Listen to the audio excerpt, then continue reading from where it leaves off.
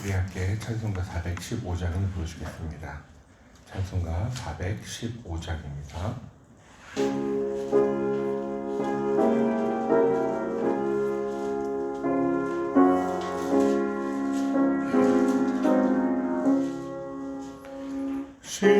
십자가 그늘 아래 나 쉬기 원하네. 저 햇볕 짐이 뜨겁고 또 짐이 무거워. 이 광야 같은 세상에 늘 방황할 때에 주 십자가의 그늘에 내 쉴 곳 찾았네.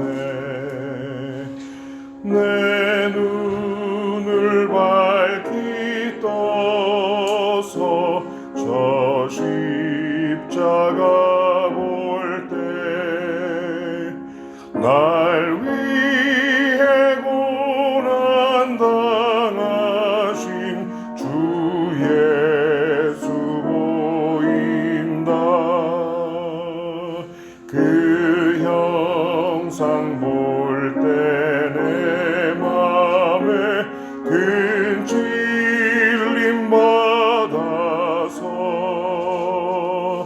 그 사랑 감당 못하여 눈물만 흘리네. 십자가 그늘에서 나 길이 살겠네. 나 사모하는 광채는 주 얼굴뿐이라. 이 세상 나를 버려도 나 두려움 없네. 내 한량 없는 영광은 십자가뿐이라.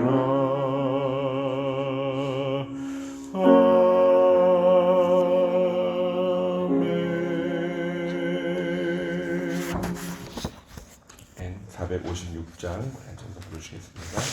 찬송가 456장 거친 세상에서 실패하거든 우리 함께 찬양하겠습니다.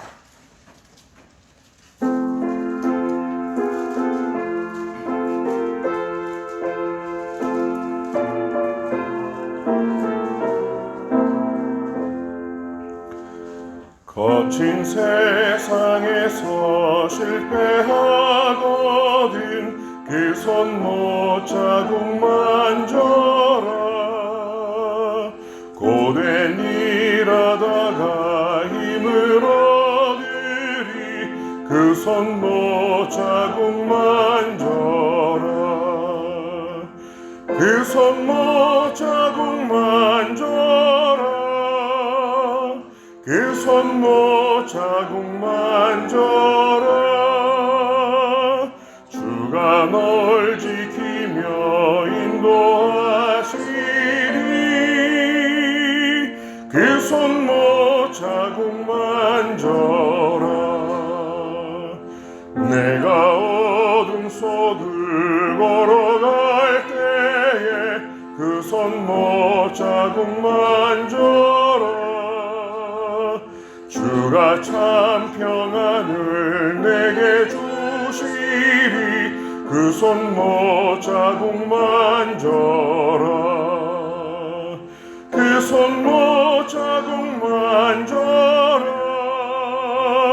그 손 못 자국 만져라. 주가 널 지키며 인도하시리. 그 손 못 자국 만져라. 내가 부활의 주 따라가려면 그 손목 자국만 져라. 내가 주 안에서 길이 살리라. 그 손목 자국만 져라. 그 손목 자국만 져라. 그 손목 자국만 져라. 주가 널 지키며 인도하시리. 그 손목 자국만 져라. 너의 죄악의 짐 무거울 때에 그 손목 자국만 져라. 마음 문 열고서 주를 모셔라. 그 손목 자국만 져라. 그 손목 자국만 져라. 그 손목 자국만 져라. 주가 널 지키며 인도하시리. 그 손목 자국만 져라.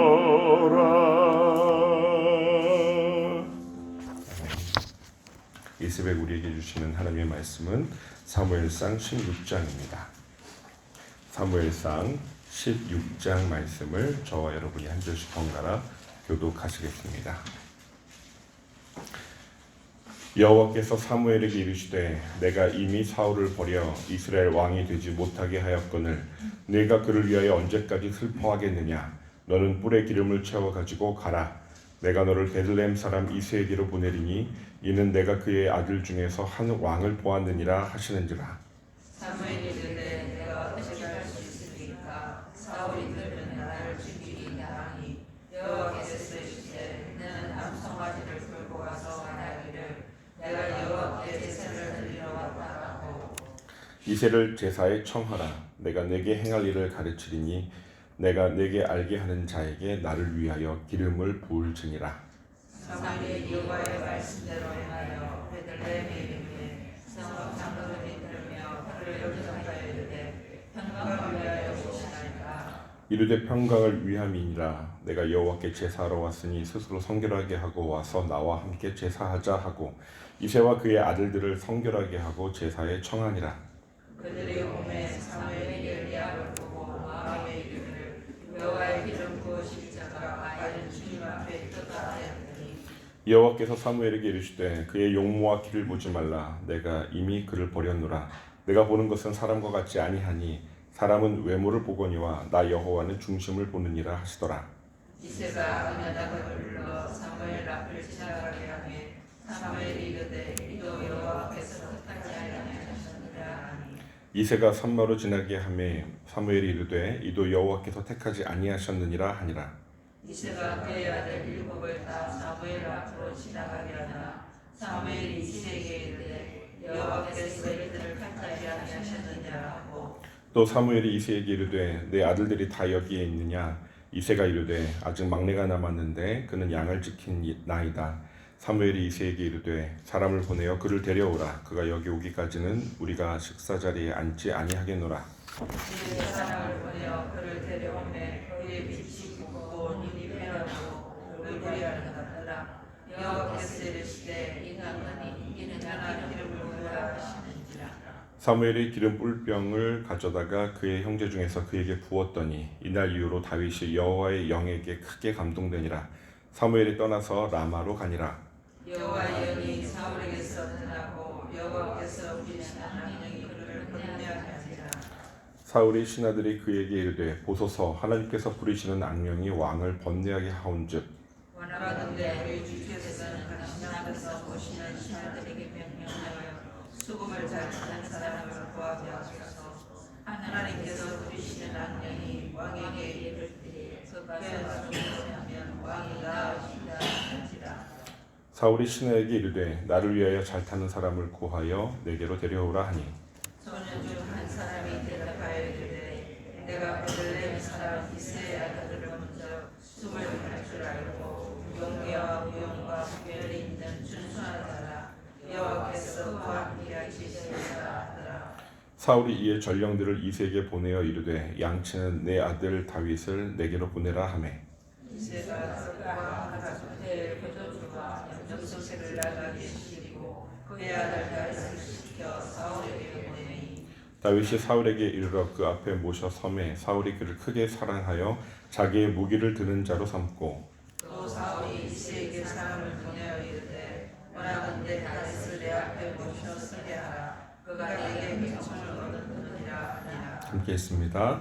하나님께서 부르시는 악령이 사울에게 이를 때에 다윗이 수금을 들고 와서 손으로 탄즉 사울이 상쾌하여 낫고 악령이 그들에게서 떠나더라. 아멘. 사무엘상 16장은 몇 가지 중요한 영적인 지혜와 교훈을 우리에게 전해줍니다. 먼저 하나님께서 섭리하시는 방식, 당신의 사람을 통해 인도하시는 방식입니다. 1절을 보면 사무엘은 사울의 실패를 애통해 하지만 하나님은 사무엘에게 언제까지 내가 사울을 위하여 슬퍼하겠느냐라고 하시면서 새로운 왕을 세우시겠다고 하십니다. 하나님의 이야기는 인간의 실패로 좌절되지 않습니다. 하나님은 언제나 새로운 시작을 여시는 분이십니다. 하나님께서는 분명히 사울을 버리셨습니다. 하나님을 향해 깊은 슬픔과 분노에 가까운 좌절감 속에 밤새 부르짖던 사무엘은 이제 다시 자리를 털고 하나님의 명령을 수행하기 위해 발걸음을 옮겨야 합니다. 하나님이 일하시는 방식이 우리의 생각과 다르고 때로는 좀 당황스러울 정도로 다를 때가 있습니다. 그럴 때조차도 하나님의 종들은, 하나님의 백성들은 주님의 말씀이라면 즉시 온전히 순종해야 합니다. 베들레헴에 있는 이스의 집으로 가면 하나님께서 정하신 사람을 만나게 될 것이라고 말씀하십니다. 하나님은 이미 다윗을 마음에 두고 계셨지만 한 번에 가르쳐 주지 않으십니다. 사무엘에게는 어떤 두려움과 부담감이 있습니다. 만약에 사무엘이 다른 왕을 세우기 위해 방문했다는 것을 사울이 알게 될 경우 사울은 자신의 권력을 이용해 사무엘을 죽이려 할 수도 있기 때문입니다. 하나님께서 어떤 사명을 주실 때 놓여있는 상황을 완전히 뒤틀어 조정하지 않으시는 경우가 다반사입니다. 인위적으로 그 상황을 흔들지 않으시고 그대로 그 상황 안에서 아주 디테일하게 사람들을 통해서 인도하시곤 합니다. 인위적으로 흔들고 또 뒤집으실 때도 있습니다. 그러나 주어져 있는 사람들의 직위와 개성과 상황적인 여러 변수를 그냥 두십니다. 그래서 우리는 우리에게 주어진 그 상황과 조건 안에서 하나님께서 어떻게 세밀하게 상황을 이끌어 가시는지 잘 분별하고 주님의 음성을 들어야 합니다. 사무엘은 그를 안심시키고 방문 목적이 제사라고 제사 때문이라고 말합니다. 베들레헴 성소에서 벌어지는 매년제가 있었는데 그 매년제였을 가능성이 큽니다. 매년제라 함은 3대 절기와 달리 가족과 친족 중심으로 각 지방 성소에서 행해집니다. 6절에서 13절 단락을 보면 하나님은 사무엘과 긴밀한 대화를 나누며 누구에게 기름을 부어야 할지를 가르치십니다. 찬양의 가사가 생각이 납니다. 오늘 이곳에 계신 성령님 우리에게 말씀하시고 우리를 가르치소서. 닫힌 우리 맘 열어주시고 주의 빛으로 밝혀 우리를 인도하소서. 주님보다 앞서지 않고 겸손하게 주님의 음성 기다리니 주님 손에 우리를 드립니다. 사랑으로 인도하소서. 이 새벽 주님과 친밀하게 대화하며 여러분 앞에 놓여있는 중요한 문제와 사안을 구체적으로 아뢰며 하나님의 세밀한 음성을 들으시는 은총이 있기를 축복합니다. 두 번째, 새롭게 기름 부을 사람은 여전히 이전과 전혀 다른 기준에 따라 선택될 것입니다. 하나님의 기준이 우리와 다르다는 것이죠. 이전에는 사람들이 요구하는 왕이자 자원한 왕이었다면 새롭게 뽑힐 왕은 하나님께서 직접 선택하셔서 또 직접 찾아내신 왕이 될 것입니다. 사무엘은 처음에 장남 엘리압을 보고 왕으로 적합하다고 생각하였습니다. 사울과 아마 비슷한 느낌을 받았을지 모릅니다. 그러나 하나님께서는 사람은 외모를 보지만 나는 중심을 본다 말씀하십니다. 이전에 사울이 외모로 뽑혔다면 새 왕은 그의 중심으로 뽑히게 될 것입니다. 이새의 7 아들이 다 지나갔지만 하나님께서는 택하지 않으셨습니다. 11절에 보면 사무엘이 이새에게 내 아들들이 다 여기 있느냐 묻습니다. 막내가 아직 남았는데 그는 양을 지키나이다 라고 답하죠. 막내가 남아있기는 하지만 그는 그리 내세울 만한 처지나 형편이 못 된다라는 뜻이죠. 드디어 막내 아들이 다윗이 들판에서 불려와서 세워졌습니다. 좀 의아한 것이 있는데 본문을 보면 다윗에 관해 그의 눈부신 외모를 칭찬하는 듯이 보인다는 것입니다. 12절에서 다윗은 이렇게 묘사됩니다. 그의 빛이 붉고 눈이 빼어나고 얼굴이 아름답더라. 히브리어로 붉다, 아도니인데 붉은 홍조를 띤이라는 뜻입니다. 혈색이 좋은이라는 뜻입니다. 분명히 외모를 말하는 것 맞습니다. 당시 고대 근동 문화에서 붉은색은 강렬한 생명력과 전사의 기질을 뜻했습니다. 그런 문서들, 우발의 문서라든지 아카드 문서 이런 데 보면은 붉은 자라는 표현이 전사적인 특징을 가진 사람을 뜻했다고 합니다. 그러니까 다윗이 붉다라는 것은 외모 묘사가 맞긴 하지만 단순한 외모 묘사만이 아니라 강한 생명력과 전사적인 기질을 가진 인물이라는 것을 표현하는 것으로 우리는 해석해 볼 수 있습니다. 이는 다음 장에 나오는 골리앗과의 싸움에서 다윗이 가진 용맹함과도 연결이 되죠. 또 눈이 빼어났다라는 표현은 임 예페 에인 아임인데 아름다운 눈을 가진 사람이라는 뜻입니다. 히브리어로 눈, 아인은 총명함과 영적인 통찰을 가진 사람을 뜻할 때 이렇게 표현이 됩니다. 고대 다른 문서에서 보면 빛나는 눈이라는 표현이 지혜로운 왕이나 계시를 받은 자, 제사장 이런 사람들을 표현할 때 묘사되는 표현입니다. 그러니까 다윗이 총명하고 영적으로 통찰력이 있는 인물이라는 것을 좀 부각하고자 했던 것 같습니다. 이후 다윗이 하나님과 깊이 교제하며 시편을 많이 기록한 것을 떠올리게 하죠. 또 히브리어로 얼굴이 아름답다, 토브 로이인데 직역하면 좋은 용모를 가진이라는 뜻입니다. 토브, 좋다, 보시기에 좋았더라, 창세기에서도 나오죠. 그러니까 다윗의 얼굴이 아름다웠다라는 것은 그냥 잘생겼다라는 의미를 넘어서 그의 존재 자체가 하나님의 기쁨, 하나님이 기뻐하시는 자, 좋아하시는 자라는 영적인 의미를 담고 있다고 해석해 볼 수 있습니다. 그러니까 이런 다윗의 외모 묘사는 그의 용모를 보는 어떤 타로의 기준에 과 비슷하게 뭐지? 라는 의미가 아니라 장차 왕이 될 자격이 있는 하나님이 그 마음에 합한 자로서 그를 택했다라는 것을 이렇게 좀 드라마틱하게 표현하는 것이라고 할 수 있겠습니다. 다윗은 사울과 같은 군왕의 이미지, 여기 보면 키는 묘사가 안 됩니다.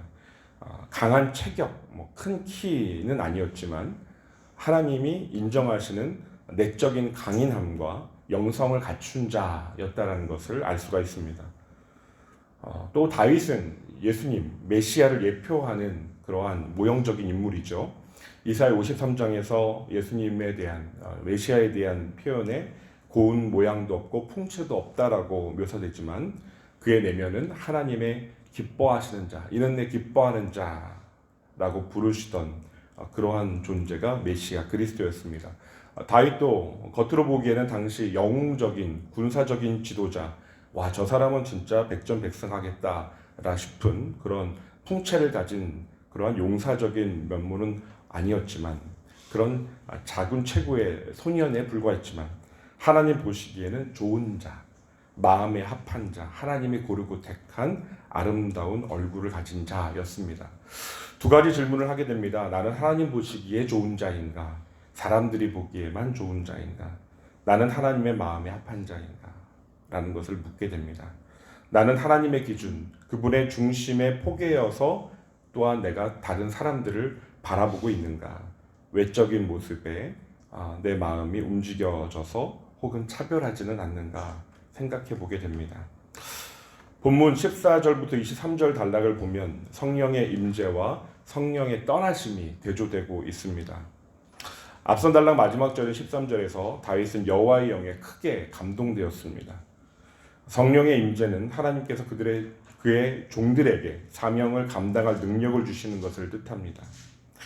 그러나 하나님의 영이 사울에게서는 떠나갔고 이후 악한 영이 괴롭히기 시작합니다. 그런데 독특한 표현이 나오죠. 여호와의 영이 14절 보시면 여호와의 영이 사울에게서 떠나고 여호와께서 부리시는 악령이 그를 번뇌하게 한지라. 여호와께서 부리시는 악령, 여호와께서 악의 근원이신가? 좀 혼란되는 어려운 구절처럼 보입니다.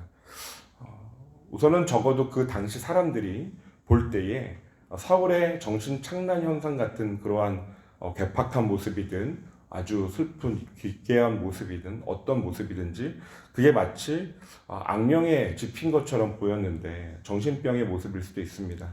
그런데 그게 그러한 영의 존재조차도 하나님의 통치 아래 있다라는 것을 표현하는 것으로 해석해 볼 수가 있고, 또 여호와께서 또한 그러한 악령까지도 다스리신다, 부리신다라는 것을 생각해 볼 수 있습니다. 그를 번뇌하게 했다라고 번역된 히브리어 비아트는 욥기에 집중적으로 사용된 표현입니다. 욥이 당하게 된 환난, 신체적인 고통, 정신적인 고통, 신앙적인 혼란, 그런 모든 것이 다 비아트라는 단어랑 연결되어 있는데 악령이 사울에게 주었던 고통의 깊이와 크기가 상당했음을 가늠하게 보게 합니다.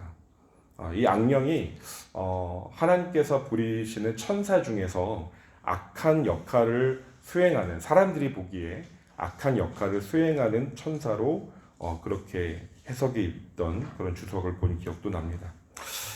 음악과 하나님의 영에 감동되는 것, 그리고 악한 영을 쫓아내는 것, 이런 관계들이 성경 여러 곳에 증거가 됩니다. 사무엘상 10장에 보면 악기를 연주하는 예언자들과 만난 비파나 수금, 또 소고를 치며 예언하고 있는 사람들과 만난 사울에게 영이 임하는 그런 장면이 묘사가 되죠. 또 열왕기하 3장에 보면은 엘리사가 예언하기 위해서 아합에게 수금 타는 자를 요청하는 그런 장면이 나옵니다.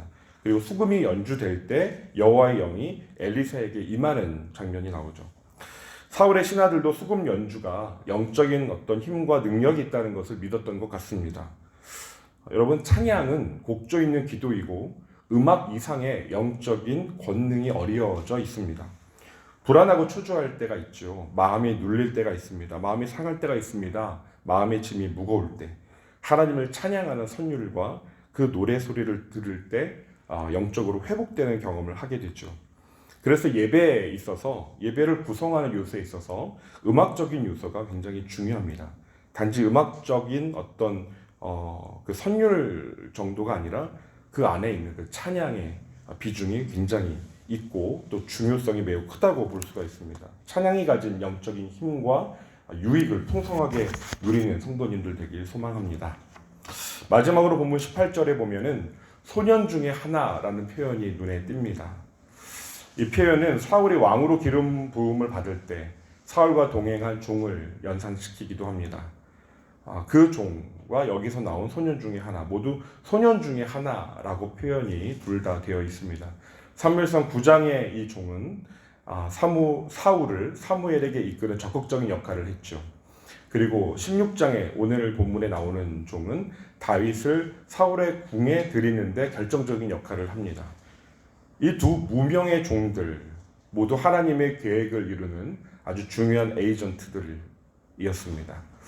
인간의 이름이 드러나지 않은 만큼 하나님의 개입하심이 더 뚜렷하게 보이는 장면입니다. 여러분, 내 이름이 드러나면 하나님의 이름이 가려질 때가 있습니다.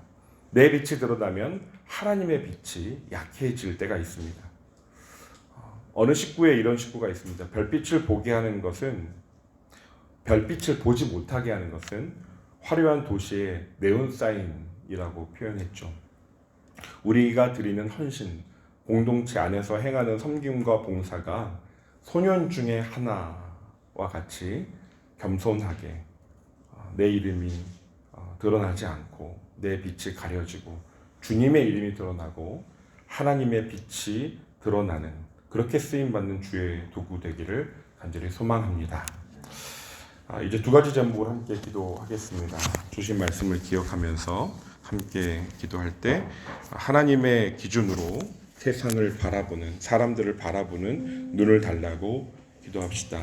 성령의 임재가 떠나지 않도록 늘 하나님과 동행하는 오늘 묵상의 삶을 살게 하여 달라고, 또 이름 없이 빛도 없이 주님의 이름과 빛을 드러내는 나의 모든 섬김과 봉사의 자리가 되게 해달라고 기도합시다. 오늘 목요일입니다. 나라와 지도자를 위해서 지금 어려운 시국을 주 앞에 맡겨드리면서 하나님이 택하시고 세우시는 지도자 되게 하여 달라고 이 시간 함께 기도하겠습니다.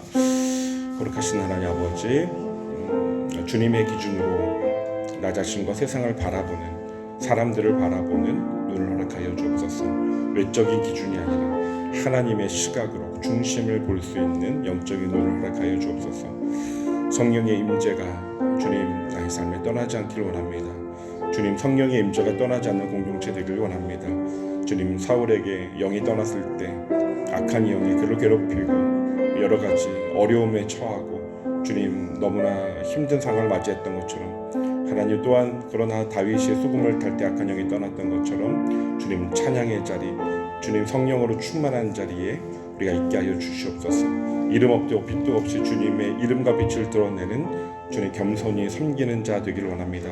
주님, 우리 공동체의 모든 섬김의 자리가 그렇게 주님이 빛나시고 주님이 드러나시는 자리가 되게 하여 주옵소서. 이 나라의 민족을 불쌍히 여겨주시고 우리 나라의 지도자들, 주님 정치, 경제, 사회, 문화 각 영역에 경건한 지도자를 세우시고 주님 평안케 하여 주옵소서. 지금의 혼란한 상황이 속히 지나가게 하시고 하나님의 전능자의 다스림 가운데 우리 나라가 있음을 만민이 보아 알게 하여 주옵소서. 주님, 회복의 거루를 접게 하시고 모든 것이 정상화되는 그날이 속히 오게 하여 주시옵소서. 역사하여 주시옵소서. 거룩하신 아버지 하나님, 주님은 사람을 외모로 보지 않으시고 중심을 보십니다. 주님, 우리가 세상의 기준이 아닌 주님의 기준으로 살아가며 겉모습이 아닌 내면을 하나님께서 기뻐하시는 모습으로 가꿔가는 지혜를 허락하여 주옵소서. 하나님의 영이 다윗에게 강하게 임했던 것처럼 우리 삶에 성령님 함께 하시고 충만하게 임하시고 우리의 삶의 중요한 문제들 내어 맡기오니 주님 세밀하게 인도하여 주옵소서. 이름 없이 빛도 없이 섬기는 이들이 있습니다. 주님의 이름과 주님의 영광이 빛나게 하여 주옵소서. 주님이 맡기신 모든 자리에서 충성할 때 하나님의 뜻을 이루기를 원합니다. 우리를 사용하여 주시옵소서. 예수님의 이름으로 간절히 기도드립니다. 아멘. 이제